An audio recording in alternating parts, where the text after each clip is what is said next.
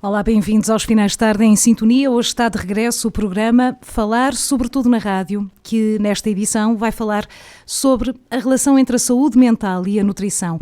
Este é um programa que é uma iniciativa do Fórum Social da União de Freguesias de Santa Maria da Feira, Travanca, Sanfins e Espargo. Conta também com a parceria do município de Santa Maria da Feira e da Rádio Sintonia.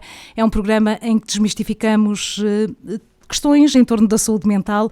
Hoje vamos falar sobre a questão da nutrição, ou seja, o que comemos tem impacto no que sentimos, como é que podemos ter uma alimentação mais equilibrada? Estas e outras perguntas que vamos fazer às duas especialistas que temos em estúdio e que passo a apresentar. Ana Patrícia Silva é nutricionista nos cuidados de saúde primários, é licenciada em Ciências da Nutrição pela Faculdade de Ciências da Nutrição e Alimentação da Universidade do Porto desde 2005. Ana, bem-vinda aos Estúdios da Sintonia. Muito obrigada, boa tarde. Agradeço o convite e sei que vamos passar aqui uns 60 minutos agradáveis. Muito bem, de certeza que sim. Também connosco Ana Catarina Coelho, é nutricionista nos cuidados de saúde hospitalares, licenciada em 2013 em Ciências de Nutrição pela Universidade Católica. Catarina, bem-vinda também aos estúdios. Muito obrigada, agradeço também o convite. Muito bem. Espero que seja uma conversa animada. E elucidativa também para os nossos ouvintes. No fundo, vamos perceber aqui qual é a ligação entre o que comemos e também o que sentimos. E, Ana, que relação existe, na verdade, entre a alimentação e a saúde mental? Basicamente, uma boa alimentação, uma alimentação saudável, vai influenciar todo o nosso organismo, não só a saúde mental. No que diz respeito à saúde mental, especificamente, pode melhorar o nosso humor, a nossa função cognitiva e, principalmente, evitar alguns sintomas de quem já tem alguns problemas de saúde mental, como a ansiedade, como a depressão. Por isso, uma alimentação mais rica em fibras, em fruta, vai ajudar a produção de neurotransmissores que vão ajudar o nosso corpo a sentir-se melhor. E quando nos sentirmos melhor, tudo o resto funciona melhor. Exato. Catarina, há quanto tempo é que a ciência se começou a debruçar nesta ligação entre o que comemos e o que sentimos? É recente ou é já bem antigo? Já vem da década de 70, 80, que começaram a surgir alguns estudos na relação de alguns nutrientes específicos e a saúde mental. Nomeadamente, começaram a surgir sobre a relação entre vitaminas do complexo B, o ferro, que tinham impacto na cognição e na função cerebral. Depois, a partir dos anos 90, começaram a surgir algumas evidências ou alguns estudos em relação ao padrão alimentar de determinadas populações e a incidência de depressão e saúde mental. Desde 2010, que tem sido assim mais evidente, tem-se estudado muito mais a questão da saúde mental e que então começou a surgir esta relação entre a microbiota intestinal, a inflamação sistémica e o cérebro, não é? Que agora dizem e a evidência diz isso, que o nosso intestino, segundo o cérebro, já desde 2010 que se tem vindo a aumentar esta evidência. E já agora as pessoas têm noção desta ligação entre o que comem e depois como se sentem, ou que pode haver aqui também influências ou impactos? Penso que a população geral não tem muito esta noção. Agora já temos mais informação disponível, mas penso que não chega também a toda a gente, nem toda a gente procura este tipo de informações. Exato. Sim. Para quem nos está a escutar, apenas dizer que daqui a pouco vamos ter também aqui uma série de perguntas e respostas rápidas em que vamos desmistificar alguns mitos, como por exemplo, será que o chocolate nos traz felicidade? É apenas um dos exemplos. A Ana queria complementar. Sim, queria dizer que às vezes as pessoas pensam nessa ligação entre o nosso intestino e o nosso cérebro num sentido só, não é? Do género, eu estou nervoso e o meu intestino está a funcionar melhor, ou prendeu o meu intestino. Não pensam, se calhar, na direção oposta, não é? No que é que o nosso intestino pode influenciar também depois o nosso estado de saúde mental. É uma relação de duas vias, então. Exatamente. Ok, já vamos falar, se calhar. Com dois sentidos, exatamente. Sim. Muito bem. Sim. Ana, que nutrientes têm um impacto direto na produção de neurotransmissores ligados ao humor, como, por exemplo, a serotonina ou a dopamina? Em primeiro lugar, ainda bem que diz neurotransmissores, porque normalmente dizem que são as hormonas, não é? E eles não são hormonas, são neurotransmissores, ou seja, eles ajudam na passagem da mensagem de neurónio a neurónio, ou seja, acaba por ser uma coisa diferente. Não é? E existem muitos, a Catarina falou há bocado das vitaminas do complexo B, mas temos aminoácidos importantes, como o triptofano, a tirosina, que um funciona para a produção de serotonina e outro para a dopamina. Temos realmente a B6, a vitamina B6, a vitamina B9, o ferro, o zinco, o magnésio também, a vitamina C, que como antioxidante também ajuda. E temos os ômegas 3, que também acabam por trabalhar ali um bocado a parte da membrana celular, não é? Das células cerebrais, e que também têm um impacto muito grande. Não sendo assim bem um nutriente, temos os probióticos, que também acabam por influenciar exatamente por causa do trabalho do intestino e do que ele faz depois a nível de ligação com o nosso cérebro. Muito bem, penso que daqui a pouco vamos falar também sobre alguns alimentos que podemos privilegiar para nos sentirmos também melhores, mas Catarina, podemos dizer que uma má alimentação pode agravar, por exemplo, quadros de depressão ou ansiedade? Sim, sem dúvida. A alimentação, como a Ana disse há pouco, tem uma influência direta na nossa saúde mental e no nosso cérebro. E nos tais neurotransmissores, que há alimentos que ajudam na produção, na síntese de neurotransmissores. Se não tivermos uma alimentação equilibrada que nos dê esses nutrientes, também depois esta ligação entre neurónios vai ficar insuficiente, digamos, não é? Certos alimentos, como, por exemplo, o açúcar, o sal, as gorduras, os alimentos mais processados, criam no nosso cérebro uma espécie de aditivo, ou seja, depois cria-se um ciclo vicioso, não é? Nós, quando estamos em estados mais, entrando aqui na depressão, a ansiedade, apetece-nos sempre coisas muito mais calóricas, coisas muito específicas, não é? O doce, porquê? Porque este tipo de alimentos dá-nos essa sensação de prazer, só que é um prazer momentâneo e depois acaba e estamos sempre a pedir-nos mais. Portanto, sim, a alimentação tem muita influência nesta questão da depressão e da ansiedade. A cafeína também pode ter aqui um impacto, sobretudo na questão da ansiedade e do stress, sim, não é? Sim. Isso íamos falar mais à frente, não é? Vamos falar. Dos mitos. Vamos já falar um bocadinho também sobre isso. Estou a adiantar-me e ainda há pouco também falávamos sobre o intestino, que é frequentemente chamado de segundo cérebro. Mas, Ana, o que é que isto significa na prática? Significa que ele é autónomo, ele tem um sistema nervoso próprio, que é o sistema nervoso entérico, e daí depois ele funcionar bidirecionalmente, não existe uma ligação do cérebro para o intestino e do intestino para o cérebro, é uma estrada com duas vias. Só para assim, por questão de curiosidade, esse sistema nervoso entérico tem mais de 100 milhões de células nervosas e ele é autónomo, ele trabalha não só a parte da digestão como uma imensidão de outras funções no nosso corpo, não é? Incluindo a produção de neurotransmissores. Ok. Cerca de 90% a 95% da serotonina é produzida no intestino, não é? E para quem não sabe, a serotonina é o neurotransmissor da felicidade.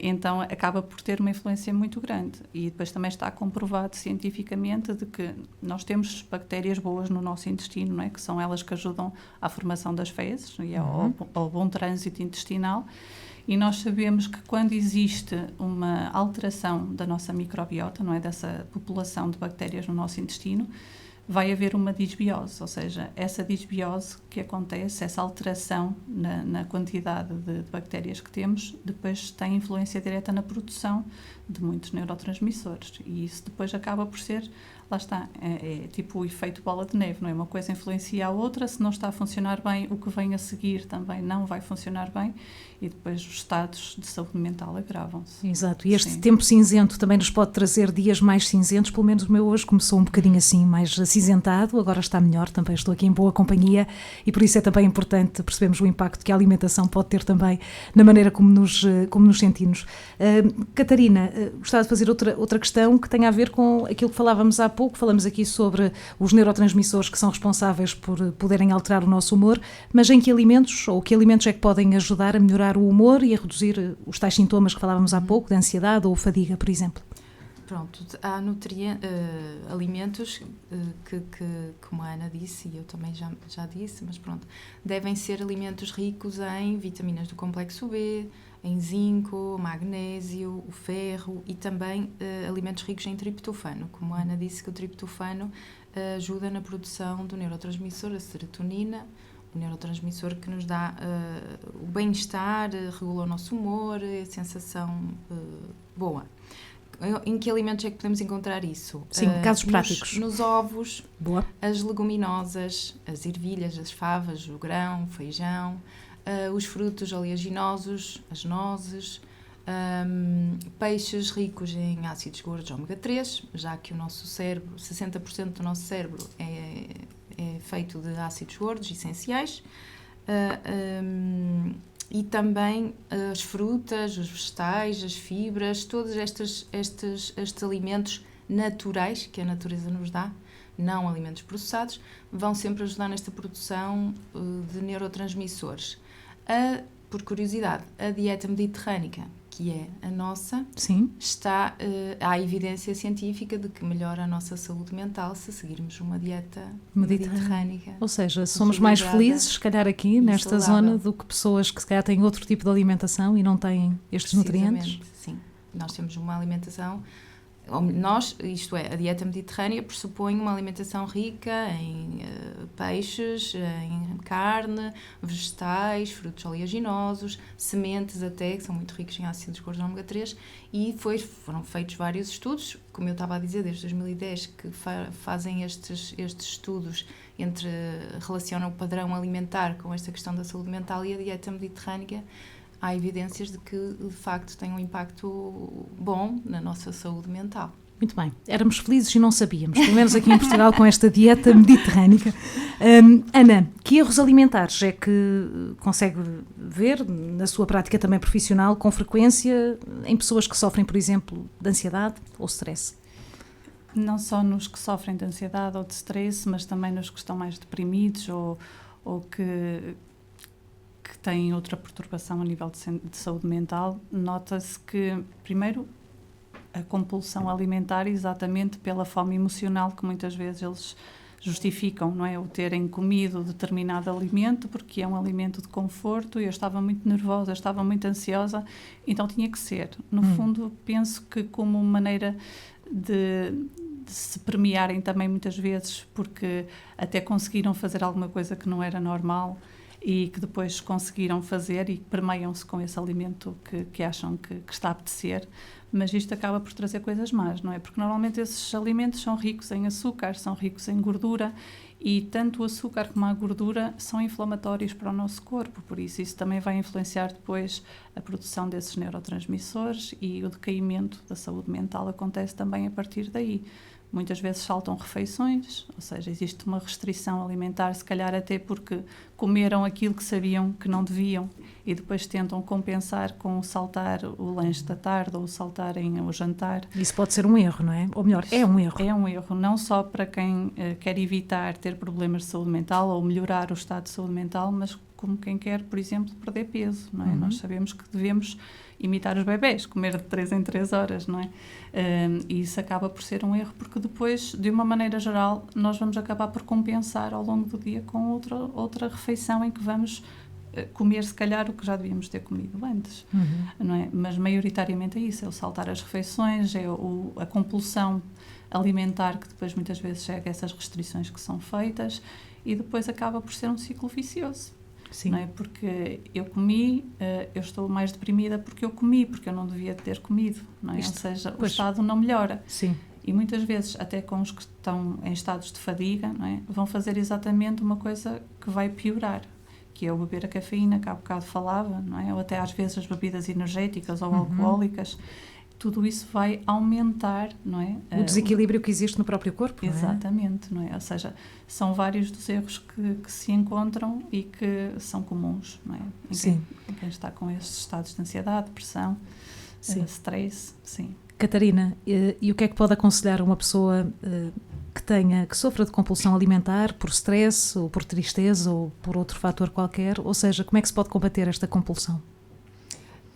Não é fácil, não é? Muitas vezes em contexto de consulta nós damos os conselhos, mas depois na prática a coisa não é fácil, mas eu acho que primeiro de tudo o importante é a pessoa ter consciência de que aqueles momentos são efetivamente emocionais, está associado a uma forma emocional e não uma necessidade fisiológica do organismo. Primeiro ter essa consciência para depois ter atitudes ou estratégias para que eu não tenho fome, isto é tudo emocional, se calhar vou fazer outra coisa que eu gosto para me distrair, não é? Claro que isto é fácil, na hora tem que se ter muita força de vontade. Sim. Mas também é importante tentar equilibrar A alimentação, por exemplo, não ter em casa alimentos que sejam suscetíveis de tentações, não é? Porque é muito fácil, se eu tenho em casa eu vou buscar, não é? Mas se me apetece eu não vou sair de casa para ir comprar. E evitar ter esse tipo de alimentos em casa já ajuda. Fracionar, como a Ana estava a dizer, fracionar as refeições, comer de X em X horas, para quê? Para evitar ter muito apetite, e depois já ajuda a equilibrar um bocadinho aqui esta fome, que não é fisiológica, mas pronto. Também tentar fazer coisas prazerosas, não é? Que se sintam bem, e fugir um bocadinho da cozinha ou do meio onde temos acesso a estes alimentos, sei lá, ir dar uma caminhada, que também ajuda à produção de neurotransmissores. Sim. Para o bem-estar e tudo mais. Planear as refeições também, não é? No caso de termos que sair de casa, levarmos sempre alguns snacks saudáveis, para não termos a tentação de vou ali ao café, e no café temos montes de coisas que normalmente não são muito saudáveis, e se levarmos alguns snacks também evita depois cair nessas tentações, ou as máquinas de vending que agora têm em todo lado. Também ajuda depois a evitar essa compulsão e a fracionar melhor as refeições. São algumas estratégias que vamos dando em contexto de consulta. Claro, em casos muito mais graves, digamos, desta questão da depressão e tudo mais, acho que deve ser um acompanhamento mais personalizado, dado às rotinas das pessoas e tudo mais. Claro, sempre também aqui o acompanhamento médico, claro, especializado. Sim, Ana, quer acrescentar? Sim, queria só acrescentar, às vezes nós estamos aqui a falar de alimentos e esquecemos-nos da água. É verdade. Não é? Que é fundamental. Sim, exatamente. Nós nos hidratarmos também ajuda muito, porque o sinal que o nosso corpo envia de que tem sede é confundido com o da fome. Então, nós que gostamos de comer, o que é que pensamos? Eu vou abrir o frigorífico, ou vou armar e vou comer alguma coisa porque eu estou com fome, mesmo que até nem seja a hora de fazer a refeição. Então, às vezes, basta o truque simples de pegar num copo com água e beber, e deixar passar um tempo, porque às vezes é isso, não é fome, é sede. Sim, a desidratação provoca dores de cabeça também, sim, cansaço, irritabilidade, como falávamos há pouco. É fundamental. Já agora, qual é a dose recomendada por dia, no que toca à água? Assim, nunca menos de 1,5 litro. Para quem quiser fazer assim a conta específica, são 35 mililitros vezes o nosso peso corporal, e temos em mililitros a quantidade de água que devíamos de beber. Ok, cerca de 1,5 litro é fundamental, não é? Sim, é o ideal. Vocês notam que há muita pouca gente a beber água nas consultas de nutrição que tenho? Eu tenho essa sensação, eu sou fanática por água e bebo água, mas há muita gente que eu vejo que não bebe água, bebe, por exemplo, refrigerantes ou outro tipo de líquidos. Sim. Vocês sentem isso também? Sim. E mesmo até quem bebe as infusões, não é? Os chás, acrescentam açúcar, e que depois aí já não conta como hidratar. Exatamente, não é? Existe sempre ali a tendência para colocar alguma coisa doce, mas acontece. E anula depois também o próprio efeito do chá, além de estragar se calhar um bocadinho o chá, não sei. Exato. É a mesma coisa que quem bebe café com açúcar, não é? Também estou sempre a dizer que estraga o café, mas... Isso aí já vamos para gostos pessoais, atenção. Eu tento beber como sem açúcar, pronto, para onde estiver virada. Vamos agora entrar numa fase de perguntas mais rápidas, desmistificar também aqui alguns mitos. Penso que começo pela Ana, para perguntar, é verdade que o chocolate nos traz felicidade? É verdade. Para quem é fã de chocolate, é verdade. Já podem comer uma barra de chocolate, quem nos está a ouvir, não é? Não, é isso só mesmo. Um cubinho? Com moderação. E há truque, não é? Porque a comida só nos dá prazer enquanto está na boca. Por isso, o truque é deixar o chocolate derreter na boca. É uma sensação completamente diferente, não é? E aí, se calhar, já conseguimos comer um quadrado ou dois, e não a metade da tableta ou a tableta inteira, não é? Mas é verdade, exatamente porque ele é rico em triptofano, e o triptofano ajuda na produção da serotonina, e isso dá prazer, não é? Muito bem. Catarina, suplementos como vitaminas e minerais podem realmente ajudar o humor, ou o foco deve ser a alimentação? O foco deve ser sempre a alimentação, sim. Em casos mais específicos, com pessoas que tenham problemas metabólicos ou alguma inflamação ou stress, ou em casos da nossa vida que tenhamos uma situação de stress, por exemplo, no caso de estudantes em fase de exames e tudo mais, aí pode justificar uma suplementação, mas primeiro temos que avaliar se os hábitos alimentares estão equilibrados, se tem uma alimentação saudável, uma hidratação, e só depois ver a necessidade de suplementos. Nunca antes de falar com um profissional, sim. Ok, muito bem. Vamos agora novamente para a Ana. Muitas pessoas acreditam que cortar completamente os hidratos de carbono ajuda a que se sintam melhor e mais leves. Isto tem algum fundamento quando falamos de saúde mental? Só poderíamos associar se a pessoa tivesse algum tipo de intolerância ou alergia a algum dos componentes, não é? Não, eu acho que cortar com os hidratos de carbono é um erro. Eles são necessários, são a nossa fonte principal de energia, não é mesmo para o nosso cérebro funcionar, nós precisamos da energia que eles dão. Eles, se nós os restringirmos, temos diminuição da produção da serotonina, não é? Que há bocado falávamos que nos trazia a felicidade. Sim. Para além de que tudo o que seja restritivo, incluindo, lá está, o corte nos hidratos de carbono, aumenta a irritabilidade, dá fadiga, por isso não é produtivo. Se calhar aprender a comer nas porções certas, não é? Que cada pessoa deve comer. Não é? Se calhar não encher o prato com o arroz ou com a batata ou com a massa, aprender se calhar a comer na quantidade certa, e para isso é como dizia a Catarina, ir a um profissional que ajude a fazer as essa contas certas, também. Exatamente, para cada pessoa. É tudo uma questão de moderação, no fundo, não é? Exato. Podemos comer um pouco de tudo. Já vamos aí também, porque vamos também perceber se existe alguma alimentação ideal para termos assim uma boa saúde mental e equilibrada, mas penso que continuamos com a Ana para falarmos sobre a questão de saltar refeições ou fazer dietas muito restritivas, se isto afeta também o nosso humor e a irritabilidade. Penso que já fomos respondendo um bocadinho a esta questão. Sim, é um bocado como isto que falamos agora dos hidratos de carbono, tudo que seja restritivo acaba, para já, não conseguir perpetuar, não é, no tempo, por isso é que a reeducação alimentar acaba sempre por funcionar melhor e não essas dietas restritivas, porque nós devemos de fazer um plano alimentar que consigamos cumprir para o resto da nossa vida.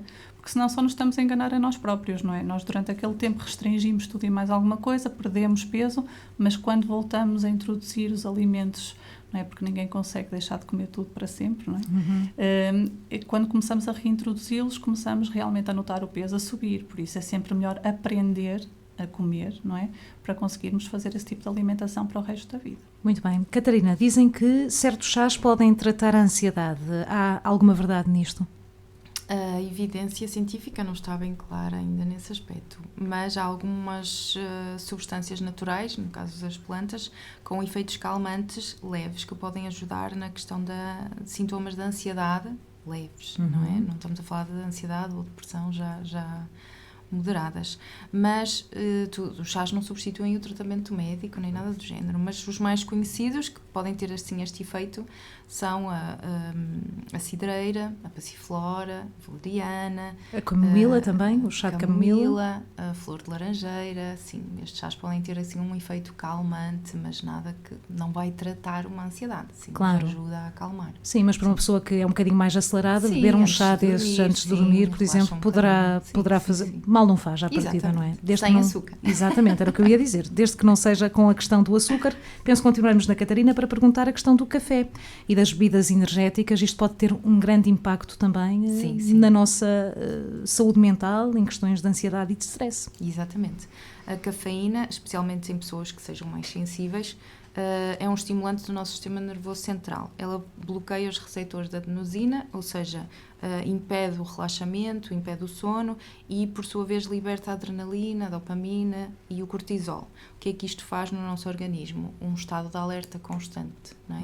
Ficamos muito mais, digamos, excitados, mais preocupados, com pensamentos mais apressados, e tudo isto cria ansiedade, não é? Portanto, nunca queremos estar assim muito alertas, por isso temos que evitar esta ingestão de cafeína a mais do que é o aconselhado. E as bebidas energéticas estão muito na moda. As pessoas têm noção do que estão a beber quando bebem uma bebida energética? Podemos fazer agora aqui um parênteses, parece-me que é um tema também atual e uma preocupação. Penso que efetivamente não têm noção. Sabem para o que é que serve, não é? Porque dá energia, mas uma bebida energética tem muito mais café do que um café expresso.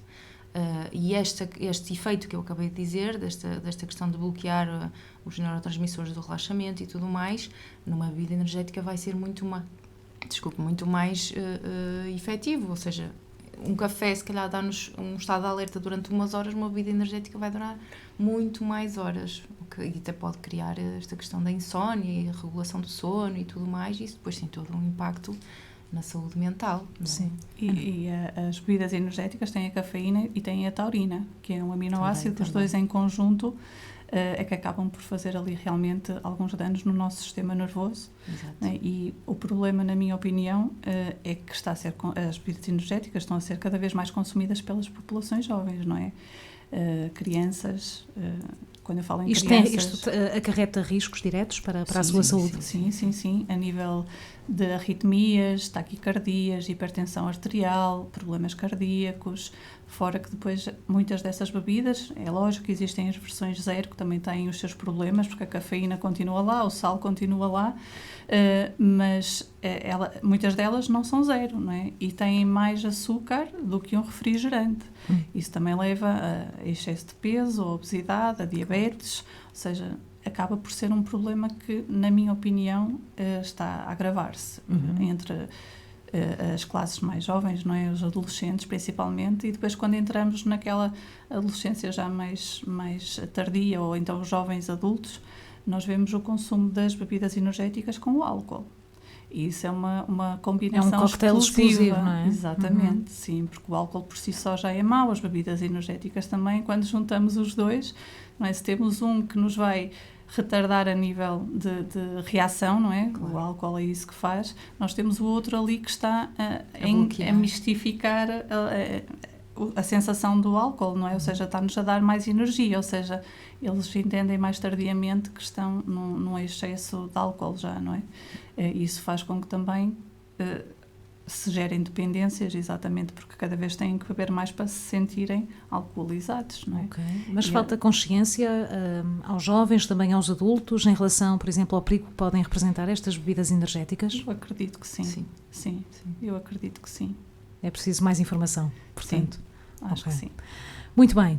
Passamos à fase de perguntas rápidas. Vamos entrar agora aqui numa temática que entronca no que estávamos a dizer, que tem a ver, não é, muitas vezes com percepções erradas que possamos ter, ou desinformação que também circula num mundo cada vez mais digital. Ana, hoje em dia qualquer pessoa pode partilhar dicas nutricionais nas redes sociais.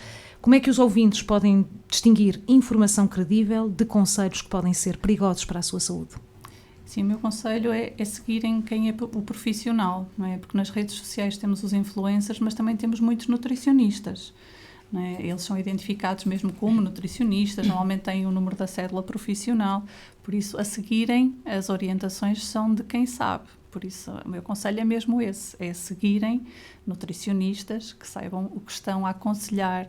Mesmo temos imensas colegas que têm páginas do Instagram, por exemplo, no TikTok também, e que dão ideias de receitas mais saudáveis, de dias alimentares saudáveis, até criam menus para a altura, por exemplo, que vem aí do Natal.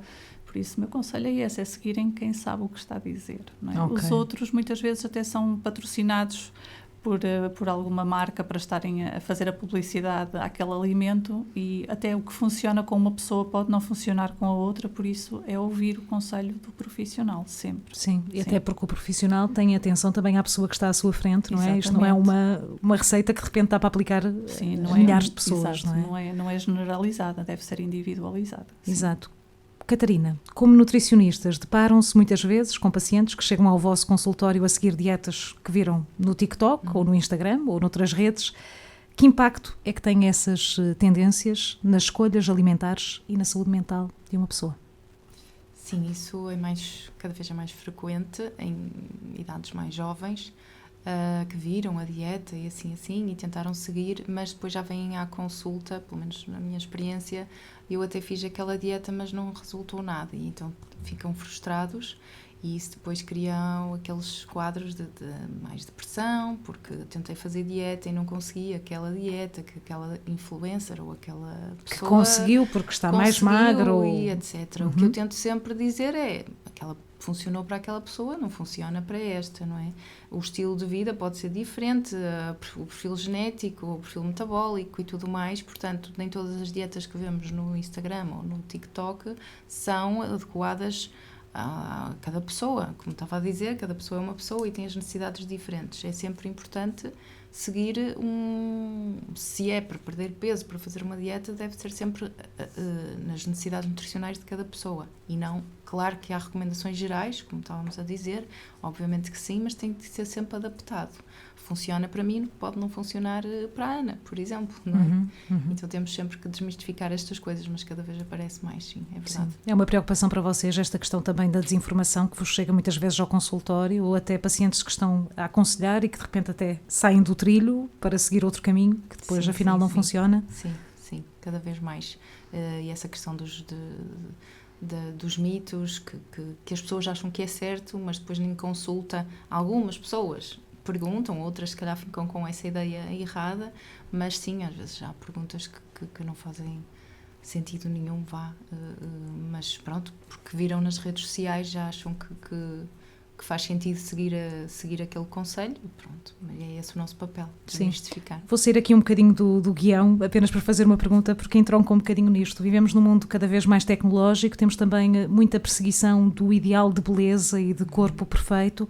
Acredito que, como nutricionistas, esse também seja uma preocupação vossa e também uma dificuldade quando atendem pessoas no consultório. Como é que se pode combater esta questão de pessoas que muitas vezes tentam atingir um ideal ou uma magreza que não é saudável sequer, um corpo perfeito? Como é que se faz este equilíbrio? Não sei. Ana Catarina, podem dialogar ambas. O peso é o valor que eu menos gosto, o parâmetro que eu menos gosto de avaliar. Para mim é um número, apenas isso. Isso é o que eu digo sempre a quem se senta à minha frente. Mas para as pessoas, à partida, é dos que mais valorizam quando vão a uma consulta de nutrição. Para mim esse é o primeiro mito que eu tento quebrar ali, não é? Exatamente dizer que aquilo é um número, é só isso. A pessoa, quando quer fazer mudanças na alimentação, o objetivo principal deve ser ganhar saúde e qualidade de vida.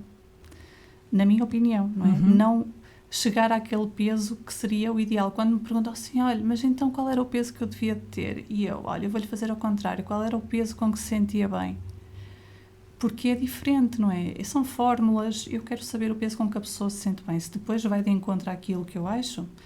Mas primeiro quero que ela chegue ao que se sente bem. Se depois tivermos que chegar ali depois a um acordo e descermos nem que seja mais 1 ou 2 quilos, não será assim tão difícil, não é? Mas o objetivo, e torna-se mais fácil seguir um plano alimentar se o objetivo for ganhar saúde e qualidade de vida, sempre. Não é? Catarina? Sim. O que a Ana está a dizer, eu também concordo. O peso, o número da balança, acho que é só um número. Eu, pelo menos, e a Ana também deve fazer isso, em contexto de consulta temos que gerir muito estas expectativas de, então, e quanto é que eu tenho que pesar? Qual é o meu objetivo? Que peso é que eu tenho que ter para a minha altura? E isto muitas vezes não é assim tão linear. Eu costumo dar o exemplo aos meus doentes que por exemplo, um senhor de 60 anos que pese 90 quilos. Não estou aqui a dizer a altura, mas pronto, e até é um bocadinho cheinho, até tem uma barriguinha e tal. Se calhar tem um filho, um sobrinho com 20 anos e que pesa 90 quilos, mas o filho anda no ginásio e pesa a mesma coisa. A composição dos dois é completamente diferente, não é? Sim. O senhor tem mais gordura e o sobrinho ou o filho 90 quilos tem mais massa muscular, no entanto pesam os dois o mesmo. Portanto, o peso, o número da balança não quer dizer nada. A composição corporal é muito mais importante, a questão do perímetro da cintura, a massa gorda, a massa magra, tudo isso, mas é importante gerirmos estas expectativas na consulta precisamente por isso, porque as pessoas têm muita ideia, mece 1,65 m, então tem que pesar 65 kg, não tem que ser. A pessoa pode não se sentir bem com os 65 kg, pode chegar aos 70 e estar muito bem, e então é isso que temos que manter, mas dentro de uma alimentação sempre saudável. Sim. A ideia é sempre ganhar saúde. Sim. E não ficar uma modelo. Falamos da perseguição do ideal perfeito, do corpo perfeito. Gostava também de falar da questão da obesidade, porque é também um flagelo do século XXI e tem muito a ver com a maneira como nos alimentamos. Sem dúvida. Não só com o que comemos, a frequência com que comemos. Quais são as vossas impressões em relação a isso? É realmente um dos grandes flagelos do século em que vivemos? Sem dúvida, sim. Sim. E tem muito a ver também com as ofertas que existem agora, né? Nós entramos num supermercado e somos bombardeados com tudo o que é processado. Eu vou às escolas e o que é que eu vejo nos intervalos, nos recreios, que seja o lanche dos miúdos? É tudo embalado, é o pão de leite embalado, são as panquecas embaladas, são as bolachas, são os sumos de pacote, o leite achocolatado. As frutinhas embaladas. Exatamente, ou seja, a alimentação natural acaba por ser agora muito rara, não é? E isso é um dos fatores que potencia depois a que haja aumento do peso, a obesidade, sem dúvida nenhuma, não é? E então, se juntarmos a isso a dificuldade que eles têm em beber água, porque nota-se muito a dificuldade em beber água, é piorar ainda, não é? Os resultados, a falta de atividade física, porque eles acabam por estar muito mais sedentários, são assim os pontos maiores, não é? E comuns que eu encontro na consulta são mesmo esses. Não é? A falta de fruta, de legumes, não comem sopa, e depois ouve-se muito, eu não vou insistir para comer sopa porque comeu sopa à hora do almoço, mas a verdade é que também comeu a comida de prato e vai comer a comida de prato outra vez ao jantar, não é? Então por que não incentivar a comer a sopa também? A sopa é a melhor aliada. Não é? Vai dar vitaminas, minerais, fibra, água, vai saciar, não é? Então acaba por ser sempre a melhor opção para começar a refeição, porque depois já conseguimos controlar melhor as quantidades que colocamos no prato. Sim. Não é? E acaba por ser um bocado esses princípios que eu acho que estão a entrar em desuso. Catarina, sim. Impressões também em relação a isto, e vou aqui acrescentar uma dimensão. Falava há pouco sobre a questão da tecnologia, em que toda a informação é disseminada, também há a informação correta que circula. Claro. Mas parece que isso não importa quando olhamos depois para os hábitos alimentares da população em geral. Não estou a dizer que toda a gente os adote ou adote maus hábitos alimentares, mas há aqui uma falta de consciência da questão de comer alimentos processados, não privilegiar os alimentos naturais. Sim, lá está. Nós temos por causa da questão das redes sociais e da informação que é disseminada. Eu já vejo, mas lá está, são colegas nossas que vão quebrando muito esta ideia dos alimentos processados, priorizar os alimentos naturais que a natureza nos dá. Mas depois lá temos os influencers com snacks mais práticos, que acabam sempre por ser muito, muito mais processados, e quem é que tem acesso muitas às redes sociais, ao TikTok e ao Instagram? São as populações mais jovens. E esta questão da obesidade, infelizmente, está a crescer nas crianças. E isto também vem muito da educação em casa, dos hábitos que se têm em casa. E é muito o que a Ana estava a dizer, já não há esta consciência da alimentação mais natural, de ir ao mercado, ou não é preciso ir ao mercado, também se pode ir ao supermercado, mas comprar vegetais e fruta que não estejam embalados, que não estejam em caixas ou em plásticos, assim como os legumes, o peixe, a carne, em vez de se comprar aqueles processados congelados, que são super práticos de fazer, é verdade, mas não são saudáveis. Pode-se fazer isso uma vez por outra, pontualmente, mas não deve ser uma coisa muito por não rotina. Deve ser a rotina, não é? Exatamente. Acho que deixou de se dar esta importância aos alimentos da natureza, que a natureza nos dá, e eu forço muito isso na consulta, que é quanto menos plástico ou embalagens tiver a sua alimentação, melhor. E vem muito de encontro a esta questão que falamos até aqui da saúde mental, não é? Da dieta mediterrânica e tudo mais. Estamos no sítio certo para ficarmos melhores e mais felizes, não é? Ou seja, ajuda na questão da obesidade e também na questão da saúde mental. Temos tudo ao nosso dispor, temos que fazer as escolhas certas. Já agora, comer fruta da época ou os legumes da época também tem influência na alimentação? Sim.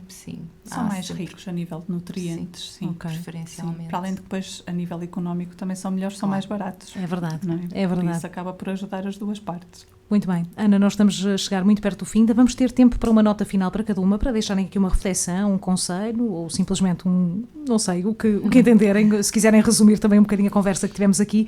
Mas Ana, há uma alimentação ideal para quem procurar mais equilíbrio emocional no dia-a-dia?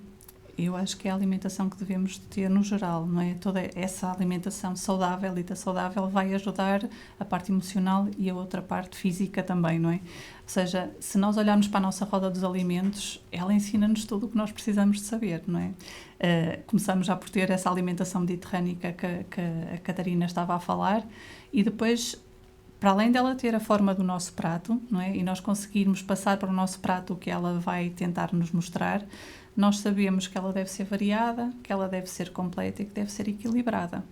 Por isso nós podemos comer de tudo um pouco dentro das quantidades certas, não é?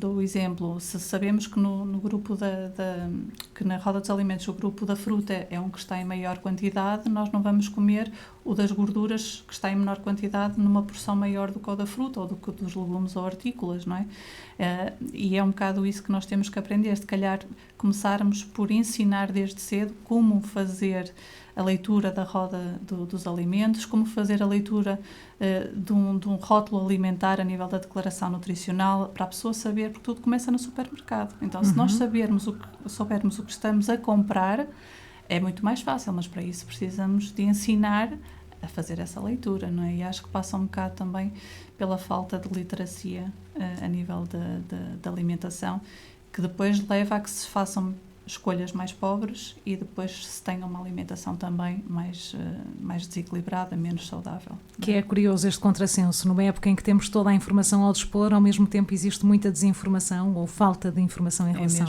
a questões como a nutrição, não é? Um contrassenso. Vamos para notas finais neste programa Falar Sobretudo na Rádio. Não sei quem é que quer começar. Catarina? Sim. Ou Ana? Catarina, força. Reflexões, conselhos a deixar? Ser muito repetitiva, mas resumindo aqui um bocadinho a nossa conversa, aconselho todas as pessoas a terem, não é? Repetindo, uma alimentação equilibrada, saudável, preferir os alimentos, como eu estava a dizer, que a natureza nos dá, fugir de alimentos processados, embalados, porque todos eles são ricos em açúcares, conservantes, corantes, e isso tem um impacto importante na nossa saúde mental, na nossa saúde no geral, não é? No peso e tudo mais, e portanto sigam os nossos conselhos. Se for necessário uns conselhos mais específicos, procurem um profissional ou procurem informação fidedigna, dada por colegas nutricionistas, como a Ana estava a dizer, eles identificam-se sempre, existem colegas que têm páginas de Instagram e tudo mais, e eles sim podem dar-vos informação de qualidade, sem a questão dos mitos e desinformação. Muito bem. Acho que é isso. Catarina, obrigada pela presença aqui nos estúdios. Obrigada eu. Ana, como é que quer fechar a conversa? Quero fechar, acho que a nível da alimentação já falamos de tudo, eu quero só relembrar que a mudança deve ser sempre a 3 pontos, não é? É a alimentação, sem dúvida, é com a água, não é? Porque é preciso nos hidratarmos, e em terceiro lugar é com a atividade física. Se nós conseguirmos fazer mudanças nesses 3 pontos, vamos ter muito mais sucesso, quer a nível de se o objetivo for perder peso, quer a nível da saúde mental, não é? Porque sabemos também que com a prática do exercício físico nós conseguimos libertar neurotransmissores. Sim. Exatamente, que nos dão prazer, por isso tem que ser a 3 pontos, nunca só num isolado, porque o sucesso é muito maior se for ao nível dos 3. Muito bem, pode custar um bocadinho no início o exercício físico, quando estamos um bocadinho mais enferrujados, mas depois vão sentir esses neurotransmissores depois também. Faz falta quando por algum motivo não fazemos, não é? E depois é que se sente a falta, sim. Muito bem. Ana, muito obrigada também pela presença. Obrigada, Catarina, obrigada mais uma vez. O programa Falar Sobretudo na Rádio desta emissão de outubro fica por aqui. Daqui a pouco, depois das 7, vou regressar para conversar com a delegação de Sanguedo da Cruz Vermelha Portuguesa. Até já!